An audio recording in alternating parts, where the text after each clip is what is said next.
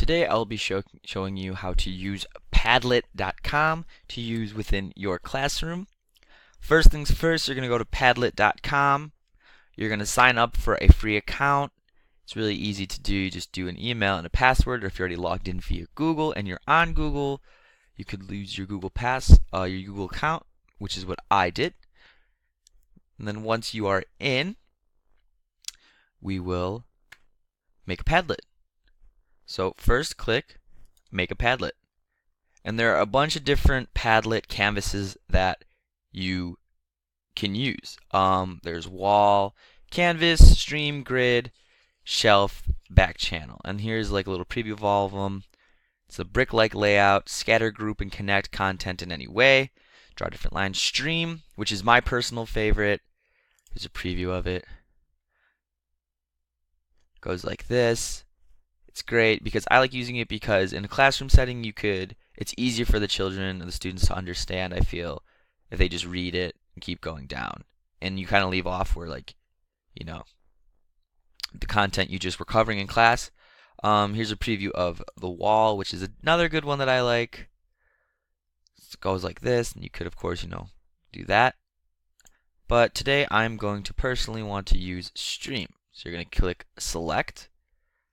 And then here we go. It's a modify your way. You can start by thinking of a great title, maybe for your classroom, maybe if you want to be more than that and creative. I'm not, so I'm just going to do something along the lines of freshman biology because maybe I'll teach that one day. And a description of the class. You see it's right here. It also will pop up right here as you type.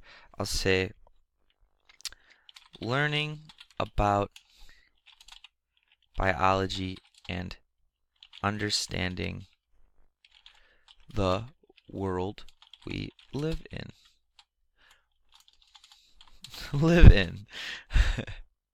Okay, cool. And right there you can see that we have me, the teacher / educator, class name, and the description. So now you can get more into it. You could pick wallpapers for the background. Came preloaded with this Nori one. However, there's a bunch of different ones you could pick. There's like all of these. There's a long list you can use, but I like this because we're teachers, and why not? Pencils for school sounds great. And then you could also add your own if you have a picture on your desktop that you want to use as your background, but I don't. There's that. So then you can also do the post color. So you could have a white post box or you could have a black post box. I'm going to stick with white. I feel like it's just going to look better on the background. You can pick different font styles too that you type in on here. There are 4 to pick from. There's Alps, Thames, Niagara, and Fuji. I personally like Fuji. It's my favorite. I think it just looks very nice, so I'm going to use that. And then you can have a little symbol that'll pop up right next to your title and your description. Let's do an apple for teachers. That sounds great. You can also add your own icon. If you have like a picture, you can probably edit it down.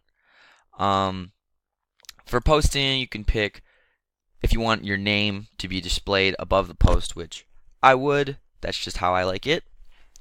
You don't have to do that. So create post position. So first or last. If you pick last, the posts will appear down here, and you have to scroll all the way to the bottom. That will be annoying if you are a student. So I'm going to pick first.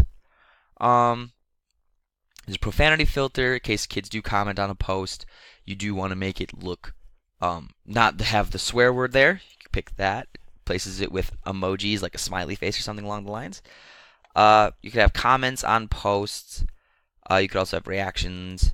You could also have there's a point where you can have students add on to this. You could like the post, upvote, downvote it, give them star or grades, but for now I'm going to leave the reactions off. You know what? I'll turn them on. I'll show you a like post. And then you can also use tags for the Padlet so people can find you if you do make this public. So I'll do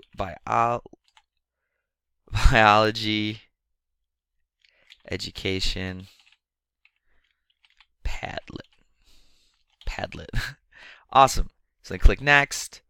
And then here is where you can make it totally private for yourself. You can make it public for the entire world to see. You can make it secret, so anyone who has one of the QR codes or the link, they can access the Padlet, or password protected. So if they do come across it, they have to have a password to access it. So I'm gonna do that. I'll make it bio education. There we go. And then you can also add it access to what people can do.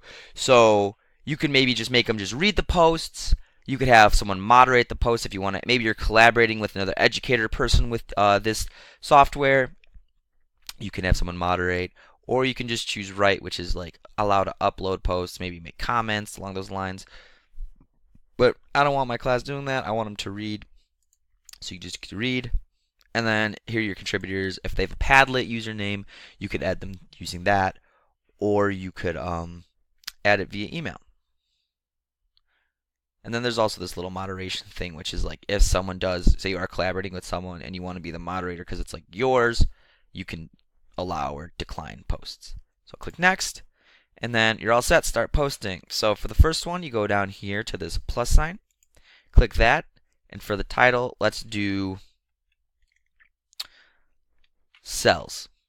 And then you can write some things. You could say cells are the building blocks of all life. And then when you're done, you just hit decide. And then say like a student did post it just to show, and I liked it, and I was allowing them to post. There you go. Like, and add a comment. Great post. Click that, and then you can keep adding or not. But so yeah, that's how you just add regular text. If you want to add a new one, we could do cell structure. And I want to upload a picture of it. So say I have it on my desktop, I can pick this upload, and then you could pick a file from your desktop and upload it, which is very, very awesome and easy to do. It's very cool. There's hyperlinks. You could add a URL, which the students or whoever's watching this can click to have it go. Or you could take pictures or video, and there's a bunch of other things you could do. You could record your screen. You could draw on it. You could add a map location if you're teaching about specific spots in the world, places in the world. Or you could link it to another Padlet if you're like, this Padlet has like all what we're covering in this unit, and I got permission from the author to use it. That's awesome. But my favorite thing in Padlet is using the Google search. So if you click that, you can literally Google search anything. You can Google search videos on cell structure. You can Google search images, GIFs, web, and it's a one-click integration. It's super easy. It's awesome. But for now, I'm going to do cell structure, and I like this picture, so I'll click there, and there you go. Post is done.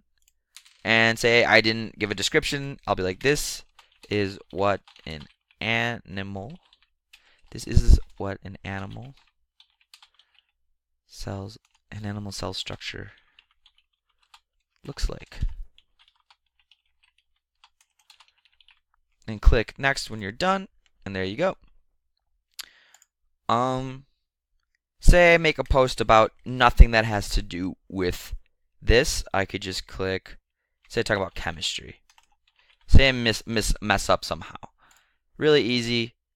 You click that, the delete button, and it's done.